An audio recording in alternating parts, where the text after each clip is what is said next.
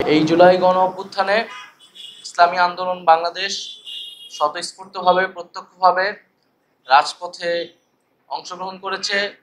জনগণের অধিকারের পক্ষে, ফ্যাসিবাদের বিপক্ষে লড়াই করেছে।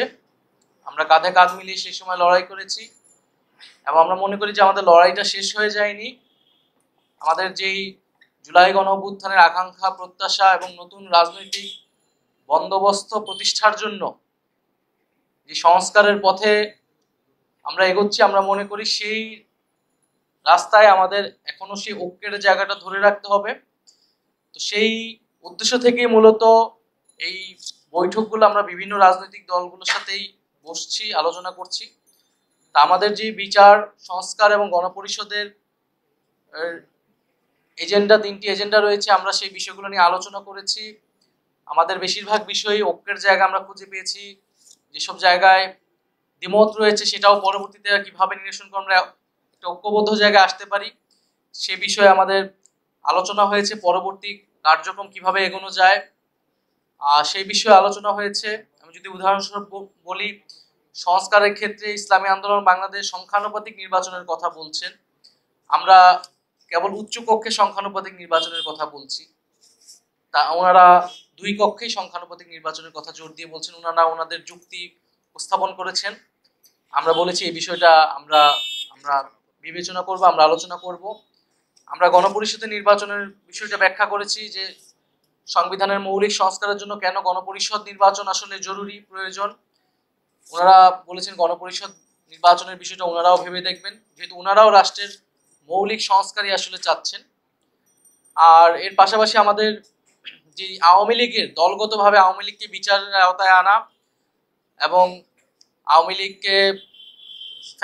লীগের যে বিচার চলাকালীন সময় আওয়ামী লীগের রাজনৈতিক কার্যক্রম নিষিদ্ধ করা, নিবন্ধন স্থগিত করা ইত্যাদি বিষয়ে আলোচনা করেছেন। আমরা আমাদের অবস্থান বলেছি, ওনারাও এ বিষয়ে ঐক্যমত পোষণ করেছেন।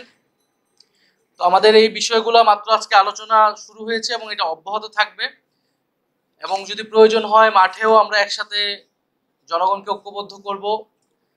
এবং আমাদের বর্তমান রাজনৈতিক পরিস্থিতিতে যে আমরা দেখছি সারা দেশে এক ধরনের চাঁদাবাজি, লুটপাট এবং জনগণের অধিকার হরণের মতো কাজগুলো আবারও বাংলাদেশের রাজনীতিতে ফেরত আসছে, তার বিরুদ্ধে আমাদের দৃঢ় অবস্থান।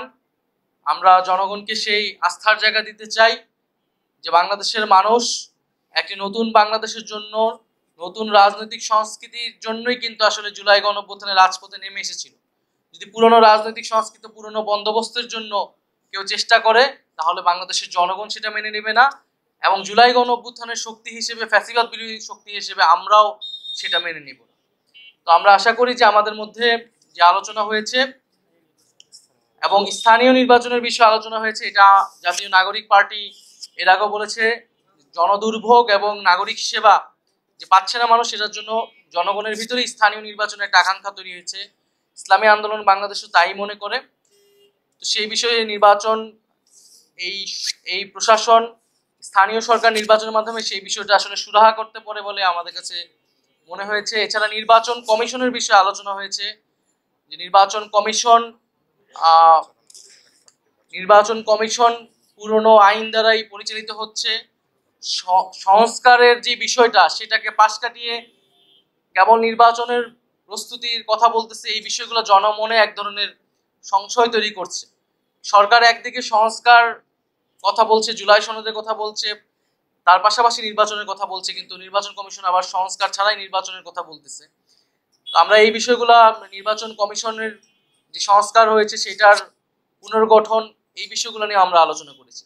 তো ভবিষ্যতে আমাদের এই আলোচনা অব্যাহত থাকবে এবং আমাদের যে রাজনৈতিক দাবিগুলো রয়েছে সেই রাজনৈতিক দাবির ভিত্তিতে আমরা একটি বৃহত্তর রাজনৈতিক ঐক্য, জনগণের ঐক্যের